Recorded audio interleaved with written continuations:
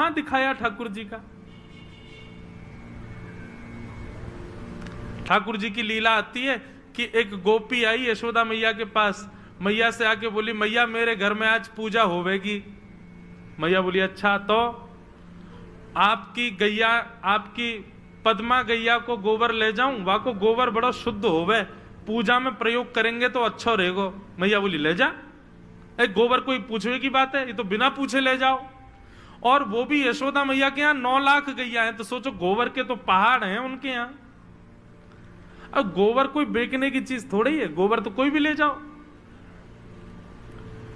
लेकिन मैया ने जैसे कही ले जाओ, अंदर भीतर बैठे ठाकुर जी सुन रहे थे। ठाकुर जी टेढ़ी सी नजर करके आए, बोले मैया तेने जा गोपी तो न्यों का कह दे कि तू गोबर ले जा। मैया बोली लाला तो इतना नाराज का कोई, गोबर ही तो है, दूध थोड़ी ले जा रही, घी थोड़ी ले जा रही, गोबर ले जा रही, ले जान दे।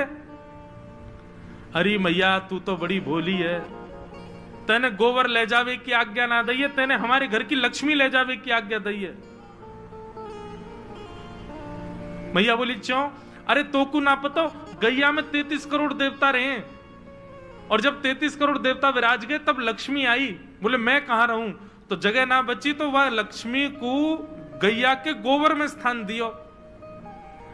मैया जा घर में गैया गोबर करे ना, वह घर में लक्ष्मी बढ़े, और तेने वो गोबर बाकू दे दियो। बोले ले जा, मैं ना ले जान दूंगा वह।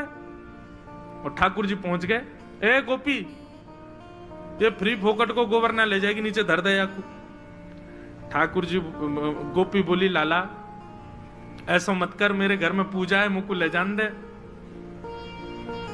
ठाकुर जी बोले बदले में कहा देगी, पहले जे बता।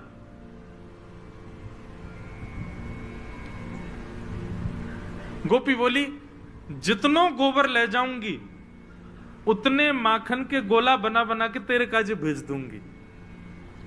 ठाकुर जी बोले हाँ जे सही है, गोबर ले जा और मक्खन दे जा। लेकिन बंधु हमारे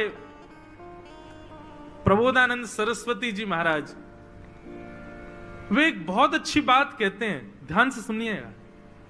तो क्या कहते हैं? बोले भैया वृंदावन बिहारी लाल के एक गुण को जरूर सुनिएगा। बोले क्या? बोले इनको हिसाब किताब नहीं आता। क्यों? क्योंकि विद्यालय में पढ़े नहीं है ठाकुर जी। हमारे वृंदावन के ठाकुर जी विद्यालय कभी गए नहीं, तो इनको हिसाब किताब नहीं आता। वो एक ही हिसाब आता है, बोले क्या? पूरा दो और पूरा लो। हम लोग क्या करते हैं वृंदावन बिहारी जी के संग? ठाकुर जी हम पति के भी हैं, हम बच्चों के भी हैं, माता पिता के भी हैं, परिवार के भी हैं, नातेदारों के भी हैं, संसार के विषयों के भी हैं, थोड़े से आपके भी हैं। ठाकुर जी कहें ये हिसाब हमको नहीं आता है, थोड़ा सा वाला।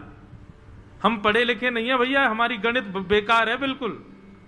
हमको एक ही गणित आती है, पूरा दो और पूरा ले जाओ। ये थोड़ा वाला हिसाब ठाकुर जी को नहीं आता। ये जो लोग थोड़ा थोड़ा करके ठाकुर जी को देते हैं ना, हाँ ठीक है अभी कथा चल रही तो अभी याद कर लो ठाकुर जी को, अभी कथा चली अभी चंदन लगा लो। 7 दिन बाद भूल गए चंदन कहाँ है, 7 दिन बाद भूल गए कौन? ठाकुर जी। ये थोड़ा वाला काम नहीं। ठाकुर जी कहते हैं हमको हिसाब किताब नहीं आता भैया, एक ही आता, पूरा दो पूरा लो। गोपी बोली लाला जितना मक्खन ले जाऊंगी उतनो तोकू माखन दे जाऊंगी। ठाकुर जी बोले हम पे हिसाब किताब ना आवे। अब तू कितनो गोबर ले गई और कितनो देगी, गिनती कैसे होगी? मुंह पे तो आवे ही ना गिनती। गोपी बोली बता कहा करूं?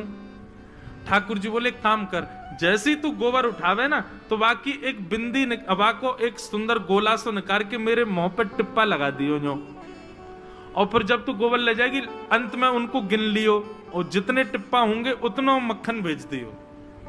गोपी बोली ठीक है। ये कथा हम क्यों सुना रहे हैं? ये त्रिलोकीनाथ हैं जिनकी भ्रकुटी टेढ़ी करने पर प्रलय होता है, उनकी लीला है ब्रज की।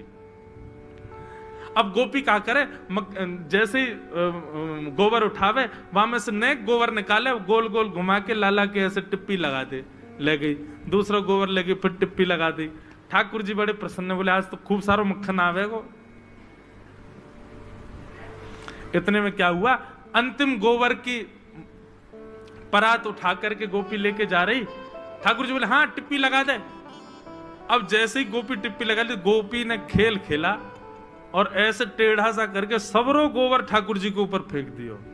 अब पूरे मुंह पे गोबर ही गोबर लग गो, सबरी टिप्पी हट गई। ठाकुर जी रोते रोते गए, मैया जल्दी मेरो मुंह धुबा, ध्यान से धुबैयो। बोले काई को, वो टिप्पी लग रही है, वो छूट नहीं जाए, कहीं टिप्पी छूट गई तो फिर ये गोपी मक्खन ना देगी मुंह को।